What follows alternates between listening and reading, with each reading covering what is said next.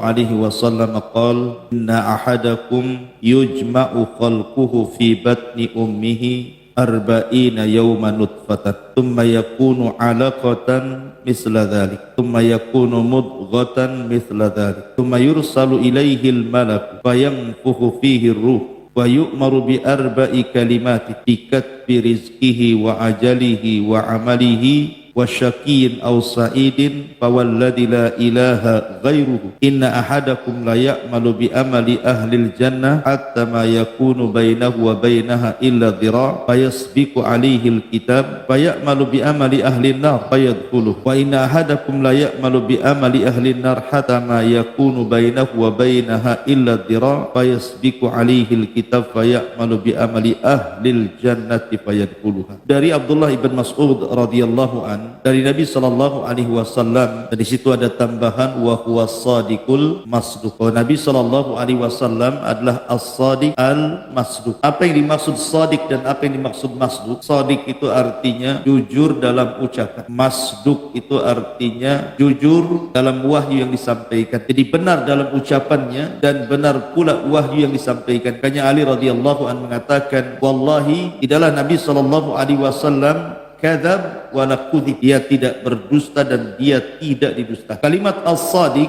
adalah keseharian Nabi sallallahu alaihi wasallam tidak berkata kecuali kejujuran, disebut as-sadiq. Kalau ngomong tidak pernah dusta itu disebut sadiq. Adapun masduq, wahyu yang disampaikan Jibril dari Allah azza wajalla kepada Nabi sallallahu alaihi wasallam adalah masduq, memang dibenarkan, bukan karang-karang Nabi sallallahu alaihi wasallam. Karena Allah subhanahu wa ta'ala berfirman, wa ma yantiqu anil hawa in huwa illa wahyun yuha. Rasul tidak pernah menyampaikan wahyu itu dari hawa nafsunya, tapi Rasul menyampaikan wahyu itu memang wahyu yang diwahyukan kepadanya. Kenapa di sini Abdullah ibn Mas'ud radhiyallahu an memulai dengan kata-kata as-sadiq al-masduq? Dia benar ataupun jujur dalam kata-katanya dan dibenarkan wahyu yang disampaikan kepadanya. Kenapa didahului dengan kata-kata itu? Sementara di dalam 40 hadis ataupun lebih dalam kitab Arba'in Nawawi tidak ada kata-kata hadis yang dimulai dengan kata as-sadiq al-masduq kecuali hadis Abdullah ibn Mas'ud. Karena yang akan disampaikan ini perkara gaib. Jadi yang akan disampaikan ini bukan perkara biasa, tapi perkara gaib. Soal bagaimana manusia itu diciptakan di dalam janin seorang ibu, ini perkara gaib, bukan perkara yang nampak. Makanya ketika Nabi sallallahu alaihi wasallam menjelaskan bahwa setelah usia 40 hari ketiga kalinya, berarti 120 hari, situ Allah subhanahu wa ta'ala mengutus malaikat untuk meniupkan ruh, kemudian mencatat rizkinya, mencatat ajalnya, mencatat amalnya, dan mencatat akhir hidupnya baik ataukah tidak baik. Ini kan semua perkara gaib, kita tidak tahu. Makanya kemudian hadis ini dimulai dengan kalimat wa huwa sadiq al-masduq. Itu faedah dari kalimat as-sadiq wal masduq. Baik, sebelum saya menjelaskan tentang isi daripada hadis yang keempat dari hadis Arba'in Nawawi, sebagaimana biasa kita kenalan dulu dengan rawi hadis. Rawi hadis Abdullah ibn Mas'ud radhiyallahu an, kunyahnya adalah Abu Abdurrahman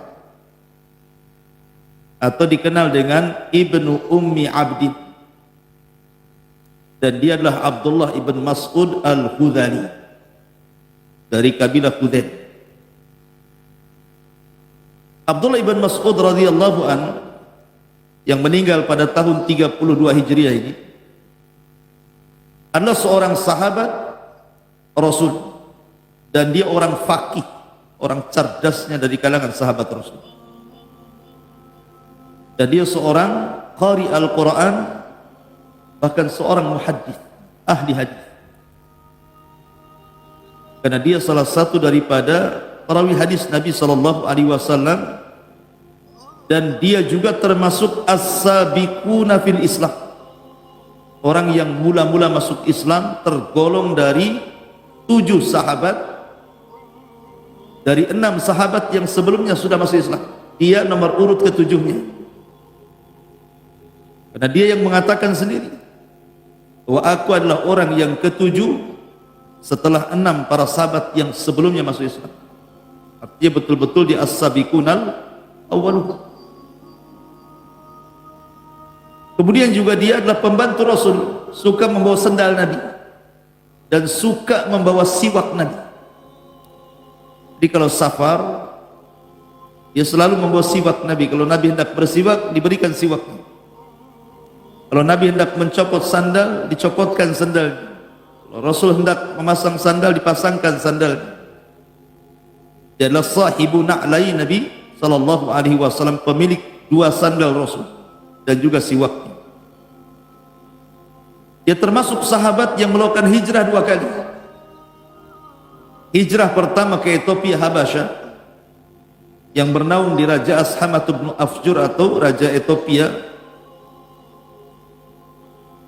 Kemudian yang kedua hijrah ke Madinah. Artinya memang betul-betul dia mengalami tekanan-tekanan dakwah sehingga harus hijrah ke Habasyah, Ethiopia.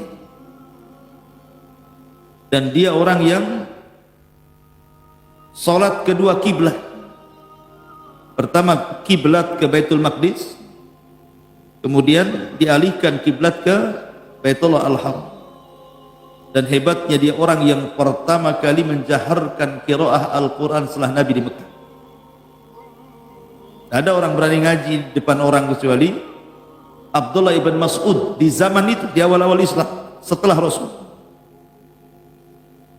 Dan Abdullah ibn Mas'ud juga pernah menjadi qadhi di zaman Khalifah Umar bin Khattab radhiyallahu anhu di Kufah,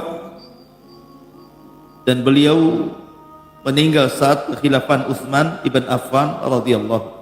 Sedikit saya akan menjelaskan biografi Abdullah ibn Mas'ud radhiyallahu anhu. Sebab masuk Islamnya, jadi suatu ketika Nabi sallallahu alaihi wasallam dengan Abu Bakar ini sedang jalan-jalan. Rupanya berjumpalah Abdullah ibn Mas'ud yang ketika itu bekerja kepada seorang yang bernama Uqbah ibn Abi Mu'aid. Uqbah bin Abi Mu'aid orang paling celaka. Dialah yang meletakkan kotoran di pundak Rasul saat sujud. Lah Abdullah ibn Mas'ud ini bekerja kepada orang ini, Uqbah bin Abi Mu'aid. Di Nabi SAW dan Abu Bakar kemudian berjumpa dengan Abdullah bin Mas'ud yang sedang menggembala kambing.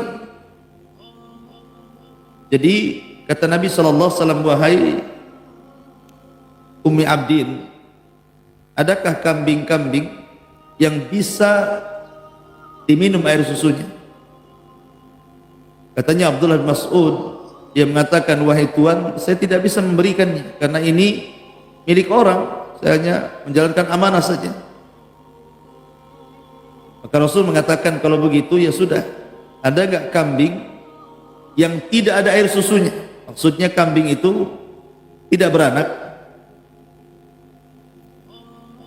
Akhirnya kata Abdullah bin Mas'ud, ada. Maka diserahkan kambing yang kering susunya, sama sekali ada susunya. Kemudian diusaplah kambing itu, tiba-tiba penuh air susu. Tentu hal seperti ini yang pertama kali dilihat oleh Abdullah bin Mas'ud, disangka sihir. Kok bisa mengusap kambing yang tidak mengeluarkan air susu, tiba-tiba air susunya penuh? Maka Abdullah bin Mas'ud pun tertarik ingin belajar. Dia mengatakan, ya Rasul, alimni. Rasul, ajarkan itu ilmu itu kepadaku, kata. Maka Rasul SAW mengatakan, nanti kamu datang ke tempat saya. Akhirnya kemudian Abdullah bin Mas'ud menemui Rasul SAW dan Abu Bakar. Setelah kemudian diajarkan tentang Islam, maka dia pun kemudian tertarik dan dapat hidayah masuk Islam. Dia pun bersyahadat di hadapan Nabi sallallahu alaihi wasallam, asyhadu an la ilaha illallah wa asyhadu anna Muhammadar Rasulullah. Ini sebab keislaman Abdullah ibn Mas'ud. Sampai-sampai sebab keislaman ini juga disebutkan hadisnya di dalam riwayat Bukhari. Kemudian Nabi sallallahu alaihi wasallam mengatakan, ya gulam fa innaka mu'allam. Setelah Abdullah Mas'ud masuk Islam, kata Rasul apa? Fa innaka mu'allam. Engkau akan diajari Allah. Firasat Nabi sallallahu alaihi wasallam tidak mungkin meleset. Abdullah ibn Mas'ud menjadi orang cerdas dan termasuk orang cerdasnya para sahabat, padahal dia seorang yang fakir, orangnya hitam, orangnya pendek, orangnya kurus, dan dia penggembala kambing, tetapi tidak menghalangi dia untuk menjadi seorang alim ulama sahabat. Dan Abdullah bin Mas'ud juga di zaman jahiliyah tidak pernah mendekati tempat-tempat maksiat. Tidak pernah seusia dia di zaman itu yang suka khamar, suka zina, suka ini dan itu. Maka Abdullah bin Mas'ud hanya fokus menjaga kambing-kambing Uqbah bin Abi Mu'ayth. Khiyarukum fil jahiliyati khiyarukum fil Islam idza fuqihu, kata Rasul. Orang yang baik di zaman jahiliyah, maka dia pun akan mendapatkan kebaikan setelah Islam apabila mereka dicerdaskan Allah, diberikan taufik oleh Allah Azza wa Jalla, seperti Abdullah ibn Mas'ud radhiyallahu anhu. Abdullah ibn Mas'ud radhiyallahu anhu, Allah berikan anugerah setelah masuk Islam, maka dia punya perhatian dengan Al-Quran. Maka di permulaan Islam dia mampu menghafal 70 suratan fil Quran, 70 surat dalam Al-Quran yang ketika itu tidak ada sahabat yang semutkin dia, dan tidak ada sahabat yang berselisih tentang kemutkinannya, tentang kemantapan hafalannya, dan tidak ada khilaf di antara sahabat tentang indah suaranya. Suaranya indah sekali, sampai-sampai Nabi SAW mengatakan tentang Abdullah bin Mas'ud, ketika Rasul dan Abu Bakar, Umar pulang dari safar, kemudian lewati samping masjid seperti ini, Masjid Nabawi. Kemudian tiba-tiba Abdullah bin Mas'ud membaca Al-Quran, terdengarlah dari luar oleh Rasul, Abu Bakar dan Umar. Rasul pun terdiam, Abu Bakar terdiam, Umar terdiam mendengarkan qiraahnya Abdullah bin Mas'ud. Selesai membaca Al-Quran, Abdullah bin Mas'ud tidak tahu kalau sedang didengarkan suaranya oleh Rasulullah. Maka Rasul mengatakan kepada Abu Bakar dan Umar, man arada an yasma'al Qur'ana ghaddan tariyan kama unzil falyaqra ala qiraati ibnu ummi abdin.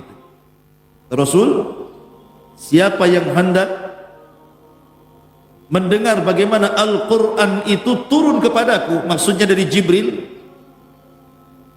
Kamu pengen tahu, wahai Abu Bakar, Umar, bagaimana suara Jibril ketika menurunkan wahyu kepadaku? Seolah-olah Rasul mengatakan seperti itu. Seperti suara dia. Siapa? Ibnu Ummi Abdin, maksudnya Abdullah ibn Mas'ud. Sejajarkan suaranya dengan Jibril. Makanya wajar, ikhwan, ketika Nabi SAW sedang duduk di Masjid Nabawi, kemudian Nabi memanggil Abdullah bin Mas'ud. Banyak para sahabat di sekitar. Kata Nabi sallallahu alaihi wasallam kepada Abdullah bin Mas'ud, "Iqra alayya al-Quran."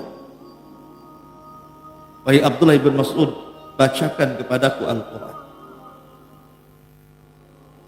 Kata Abdullah bin Mas'ud radhiyallahu anhu, dia mengatakan, ya Rasulullah, aqra'u 'alaika al-Quran wal Qur'anu unzila ilaik.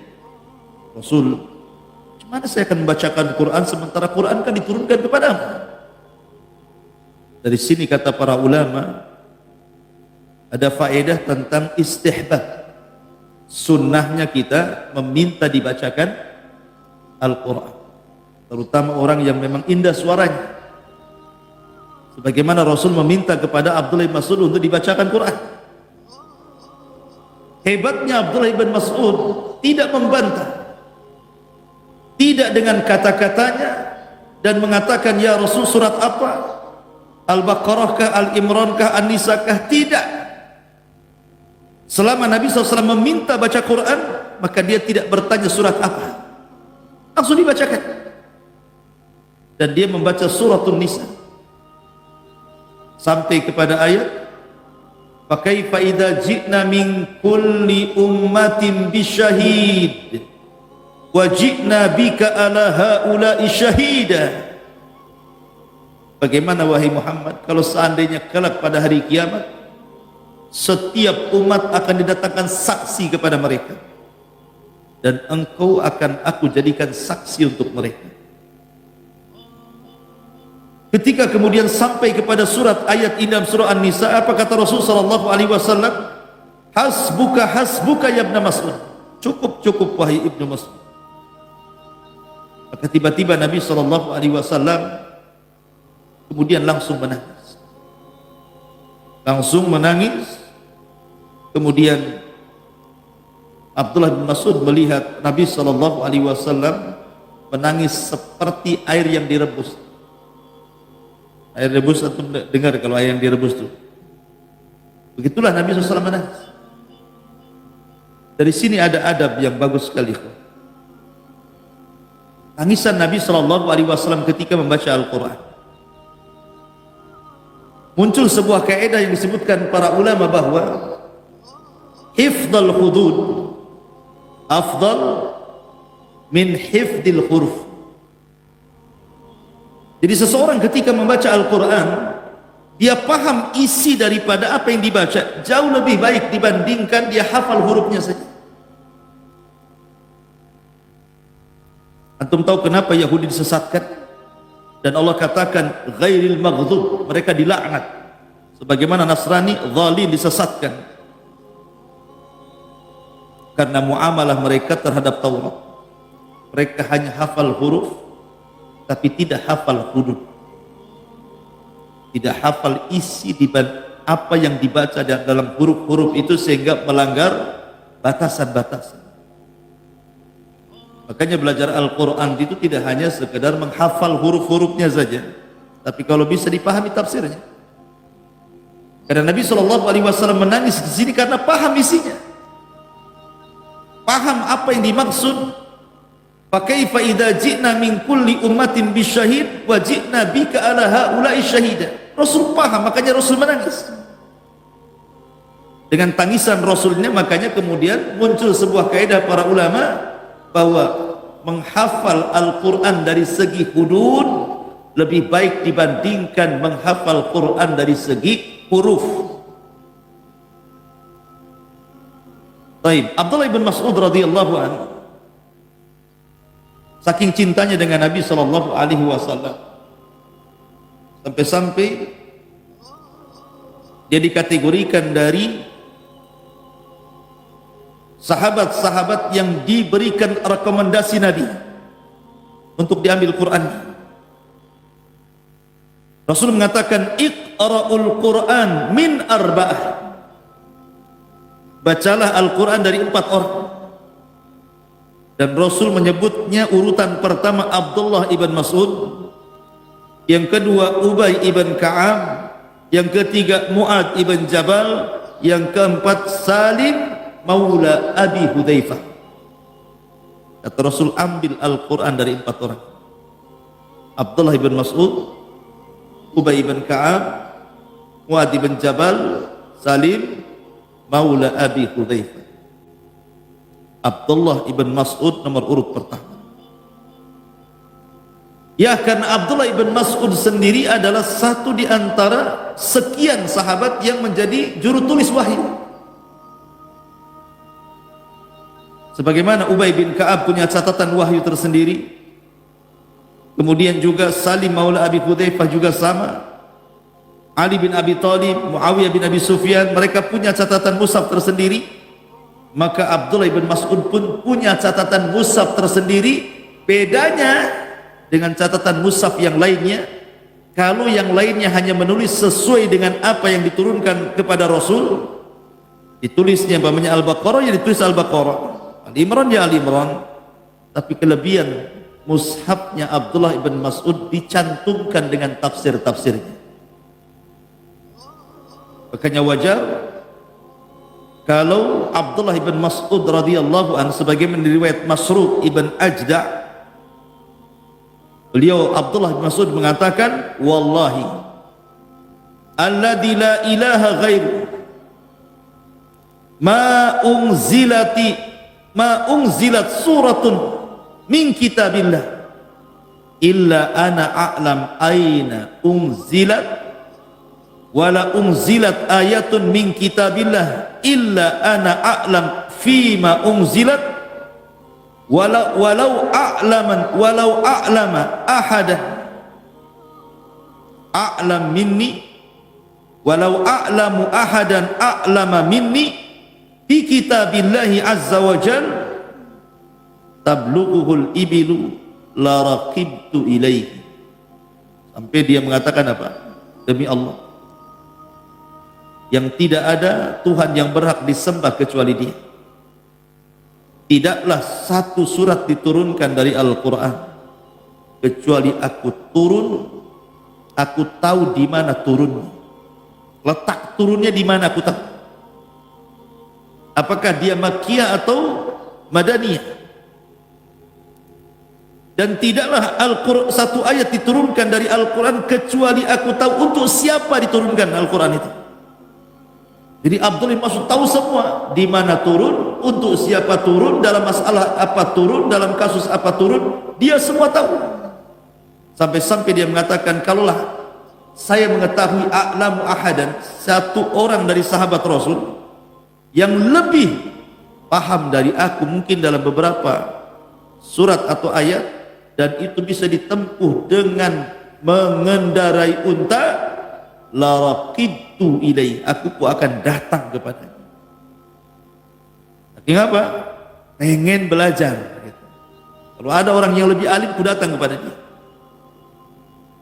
Tapi sahabat paham, tidak ada orang yang lebih alim dalam Al-Quran kecuali Abdullah ibn Mas'ud. Makanya wajar kalau umpamanya Umar sangat mencintai Abdullah bin Mas'ud, jadikan qadhi di zamannya di Kufah, dan dijadikan rujukan oleh Utsman bin Affan di kekhilafahannya. Masyarul muslimin yang dimuliakan Allah azza wa jalla, Abdullah bin Mas'ud sekali lagi nasabnya adalah, dia adalah Abu Abdurrahman Abdullah ibn Mas'ud radhiyallahu an, dan asal kabilahnya adalah Bani Sa'ad ibn Khudaim. Asal kabilahnya adalah Sa'ad ibn Khudaim, Bani Sa'ad ibn Khudaim.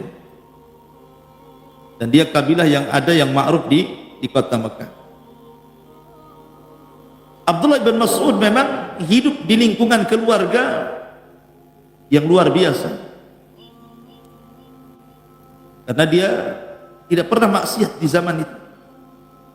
Walaupun dia seorang penggembala kambing, tapi dia tidak mengikuti ajakan-ajakan kawan-kawannya. Dan dia pun menikah dengan seorang yang bernama Hafidah Abdi, cucu daripada min Hafidati Abdi ibn al-Harith. Oh, namanya Hafidah Abdi ibn al-Harith. Jadi ikhwatul fillah muliakan Allah azza wa jalla, ketika dia masuk Islam, Abdullah bin Mas'ud itu kan sering keluar masuk rumah Nabi, baik di Mekah atau di Madinah. Sampai-sampai Abu Musa al-Ash'ari radhiyallahu anhu menyangka bahwa Abdullah bin Mas'ud itu keluarga Nabi, karena sering keluar masuk kan. Jangan-jangan dia adalah keluarga Nabi gitu ya. Jadi orang gak berani kepada Abdullah bin Mas'ud itu. Ya wajar, dia adalah orang yang awal-awal masuk Islam bersama ibunya. Kemudian dia bermulazamah dengan mulazamah tamah, betul-betul sempurna mulazamah. Tidak pernah meninggalkan Nabi, baik ketika safar atau ketika mukim. Bahkan setiap peristiwa dia hadir di situ. Tidak ada satupun peperangan yang dilakukan Rasul kecuali Abdullah ibn Mas'ud terlibat dalam peperangan itu, mulai dari Badarnya, Uhudnya, Khandaqnya, dan semua peperangan. Dan Abdullah ibn Mas'ud sangat dicintai Rasul. Ketika dia naik ke pohon kurma, ada angin, kemudian tersingkaplah pakaiannya. Betisnya itu nampak seolah-olah daging membalut tulang saja, saking kecilnya, kurus krempeng. Tapi walaupun kurus krempeng, dia punya tenaga kuat. Sehingga sahabat mempertawakan Abdullah bin Mas'ud. Dan Nabi SAW mengatakan, la tadhaku, jangan kalian tertawakan betisnya Abdullah bin Mas'ud. Sebab kalau ditimbang kedua betisnya dengan gunung Uhud sana, masih berat kedua betisnya Abdullah bin Mas'ud, kata Rasul. Cukuplah hal itu kelebihan Abdullah ibn Mas'ud radhiyallahu anhu. Masyarul muslimin yang dimuliakan Allah Azza wa Jalla, ketika sampai di Madinah, maka Rasul mempersaudarakan antara Muhajirin dan Ansar. Maka dia pun dipersaudarakan Rasul dengan Az-Zubair ibn Awwam radhiyallahu anhu. Masyarul muslimin yang dimuliakan Allah Subhanahu wa taala, dan Abdullah bin Mas'ud sekali lagi perkataannya dalam tafsir sangat diperhitungkan sama dengan tafsirnya siapa? Abdullah ibn Abbas radhiyallahu anhu. Dan riwayatnya, maksudnya dari segi hadis, banyak dicantumkan dalam kitab Sahihaini, Sahih Bukhari dan Sahih Muslim, baik yang disepakati keduanya ataupun yang disendirikan oleh Bukhari dan Muslim. Intinya bahwa dia seorang mufassir, dia seorang qari, dia seorang muhaddis, dia seorang faqih, banyak gelar kepada Abdullah bin Mas'ud. Belum lagi akhlaknya, orangnya qanaah, orangnya zuhud, syuja', pemberani, mujahid, seorang ahli jihad, dan begitu seterusnya. Tapi kita masuk pada penjelasannya. Hadis tentang bicara tentang pengumpulan janin dalam perut ibu ini, mulai dari segumpal mani sampai menjadi orang. Sebenarnya juga hadis ini sesuai dengan firman Allah Azza wa Jalla dalam surah Al-Mu'minun. Dalam surah Al-Mu'minun ayat 12 sampai 16. Nanti antum cocokkan dalam surah Al-Mu'minun ayat 12 sampai 16 dengan hadis Abdullah ibn Mas'ud ini. Begitu juga surat Al-Hajj ayat 5. Saya bacakan suratnya dulu, kita masuk ke dalam hadis nanti. Allah mengatakan, walaqad khalaqnal insana min sulalatin min tin, thumma ja'alnahu nutfatan fi qararin makin, thumma khalaqnan nutfata 'alaqatan, fa khalaqnal 'alaqata mudghatan, fa khalaqnal mudghata idhaman, fa kassawnal idhama lahma, thumma ansha'nahu khalqan akhar, fatabarakallahu ahsanal khaliqin. Dan sesungguhnya kami telah menciptakan manusia dari saripati, dari tanah, kemudian kami jadikan nutfah dalam tempat yang kokoh dalam rahim itu, kemudian nutfah maksudnya air mani itu kami jadikan segumpal darah. Mani dulu baru jadi darah, lalu segumpal darah itu kami jadikan segumpal daging.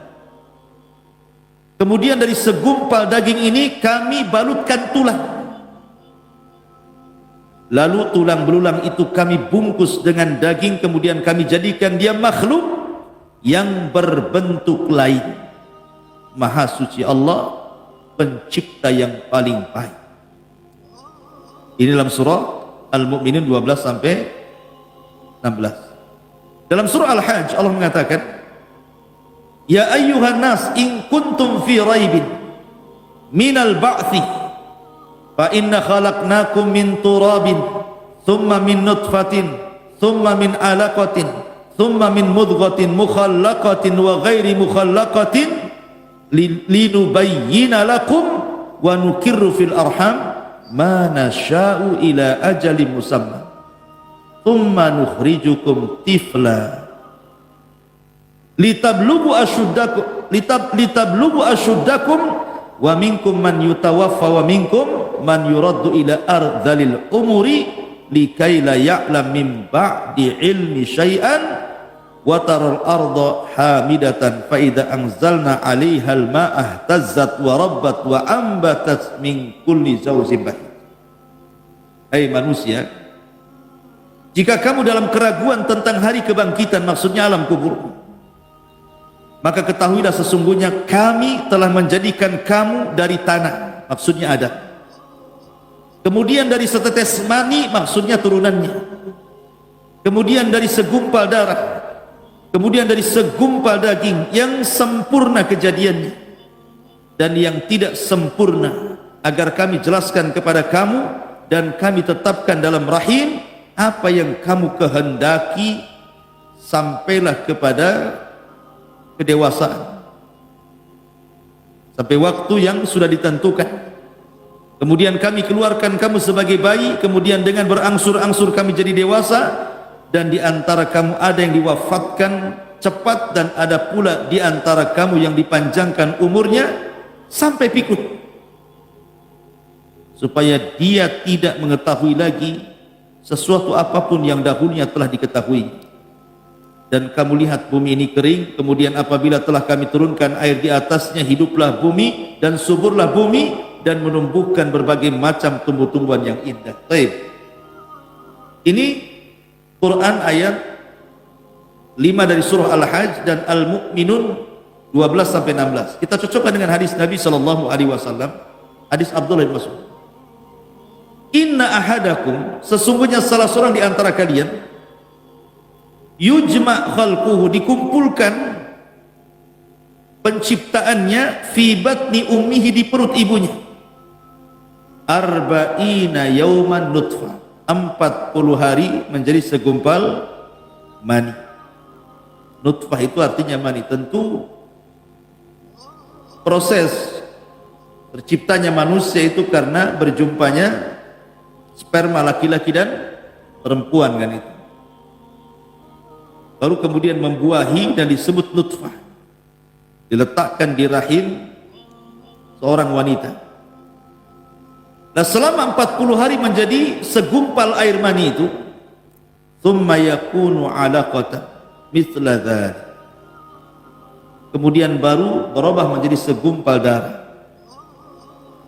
Kemudian dari segumpal darah itu kemudian thumma yakunu mudghatan mithla dzalik, maka menjadi segumpal daging. Segumpal mani 40 hari, berubah segumpal darah 40 hari berikutnya, berubah segumpal daging 40 hari berikutnya. Jadi nampak bentuk manusia itu selama 120 hari. 40 jadi 120 hari baru nampak tuh. Di situ Allah balut daging dengan tulang. Dari sini baru manusia mengetahui mana laki-laki, mana perempuan. Ketika seseorang mengetahui mana laki-laki, mana perempuan, seperti dokter-dokter kandungan itu kan ada USG itu. Nampak ya laki-laki perempuan. Lah ini bukan perkara gaib. Mengetahui ini laki-laki, ini perempuan, ini bukan perkara gaib. Tetapi ini pun ketahuannya setelah 120 hari. Kalau sebelum 120 hari semua gaib, nggak ada yang tahu. Ini laki-laki, ini perempuan, ini segumpal mani, mana tahu ini laki-laki, ini perempuan? Segumpal darah, mana tahu ini laki-laki perempuan? Baru setelah dibalut daging dan tulang, setelah 120 hari baru ketahuan laki-laki perempuan. Berarti 120 hari sebelumnya perkara gaib, tidak ada yang tahu. Tetapi hanya sebatas itu saja mengetahui laki-laki dan perempuan. Apakah bayi ini nanti akan pendek, akan panjang, akan tinggi, akan rendah, akan pesek, akan mancung, akan sipit, akan besar kepalanya, akan kecil kepalanya, akan belok matanya, itu perkara gaib, tak tahu. Cuman nampak ini laki-laki, itu saja. Adapun setelah brojol dia jadi tinggi, jadi rendah, tak tahu, mana yang tahu. Nggak ada ceritanya dokter kandungan. Belum dipesek nih Pak. Dari mana tahunya pesek? Ini pendek nanti ini kayak. Ini kayaknya hitam. Ini kayaknya hitam putih. Mana ada yang tahu? Ini sebatas mengetahui laki-laki perempuan. Makanya apalagi sebelum 140 hari. Cuman yang jadi khilaf para ulama itu, kapan ditiupkan ruh? Ada yang mengatakan bahwa ditiupkan ruh itu kurang daripada 120 hari. Ada yang mengatakan di bawah itu, ada yang mengatakan di 40 hari pertama ditiupkan ruh. Alasannya karena ada kalimat misla dzalik. Memang kalau kita melihat pergerakan bayi itu kan biasanya di 40 hari pertama itu kan sudah bergerak. Janin itu sudah bergerak, artinya ada nafasnya. Apakah yang dimaksud nafas itu ruh yang diletakkan oleh malaikat, ataukah lain, atau hanya gerak-gerak gitu saja untuk menunjukkan bahwa dia hidup? Nah, ini jadi khilaf para ulama, kapan ditiupkan ruh? Apakah di bawah 120 hari? Karena memang secara tajribah, secara pengalaman gitu ya di lapangan, memang bayi itu baru sebulan saja biasanya sudah ada pergerakan gitu ya. Tapi apakah pergerakan itu maknanya ditiupkan ruh atau tidak? Nah, itu jadi khilaf. Walaupun pendapat yang kuat, ditiupkan ruh itu setelah 3 kali 40. Karena di sini kalimatnya arba'ina misla dzalik, arba'ina misla dzalik kan itu. Arba'ina yauman misla dzalik, arba'ina yauman misla dzalik, arba'ina yauman misla dzalik. Artinya ditiupkan ruh itu setelah usia 4 bulan, 120 hari. Nah, baru kemudian ditiupkan ruh. Sejak itulah janin menjadi manusia. Makanya nanti akan terkait hukumnya. Yang keguguran setelah 4 bulan dengan keguguran sebelum 4 bulan itu ada hukum tersendiri. Contohnya seperti umpamanya, apakah orang yang keguguran sebelum 4 bulan dan keguguran setelah 4 bulan darahnya dianggap nifas atau bukan? Maka ulama mengatakan kalau kegugurannya sebelum 4 bulan maka tidak dianggap nifas, berarti masih wajib sholat. Kalau ada wanita keguguran di bawah 4 bulan, berarti walaupun mengeluarkan darahnya dianggap istihadah, bukan darah nifas.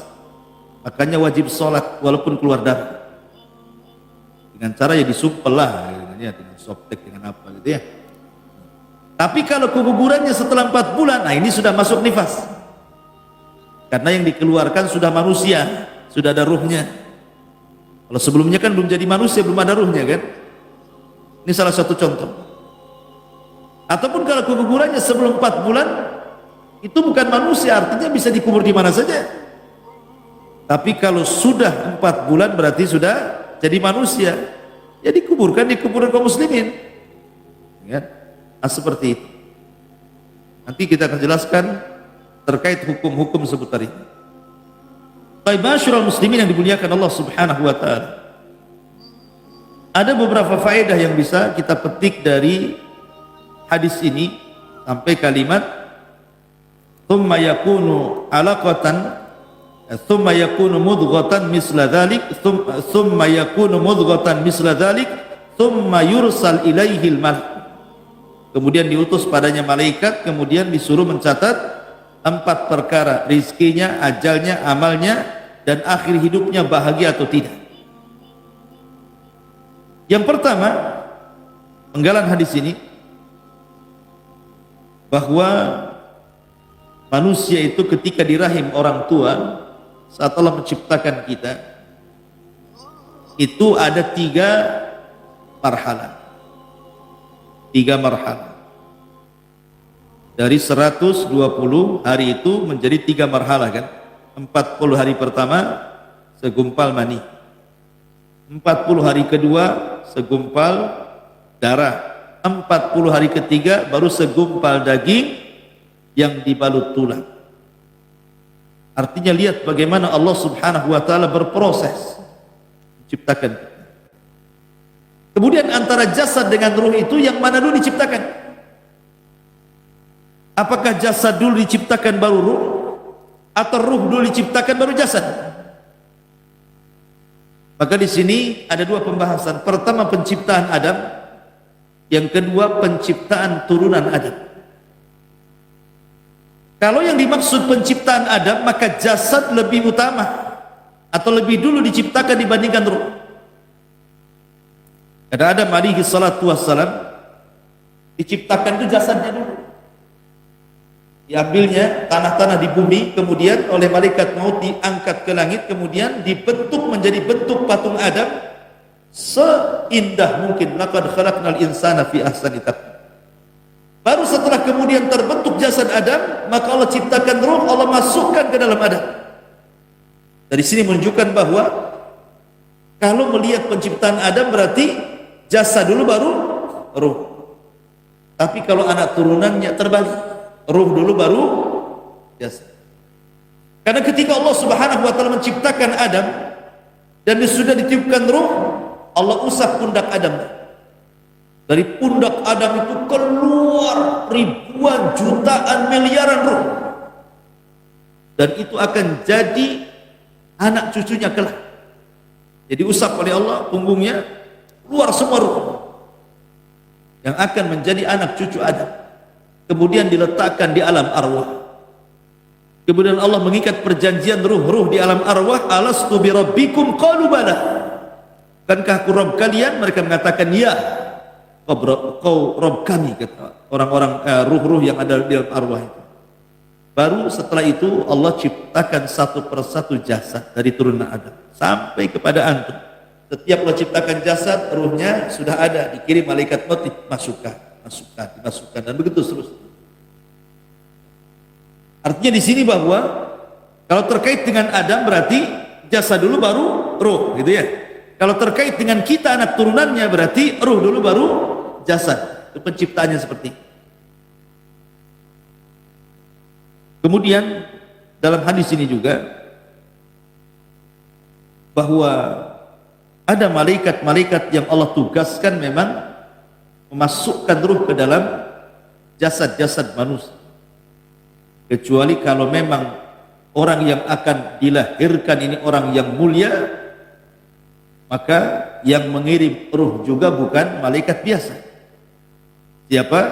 Jibril. Seperti kisah Isa bin Maryam, ketika Maryam keluar dari mihrabnya kemudian hendak buang hajat, tiba-tiba dihadang oleh seorang laki-laki tampan. Rupanya laki-laki tampan itu siapa? Jibril.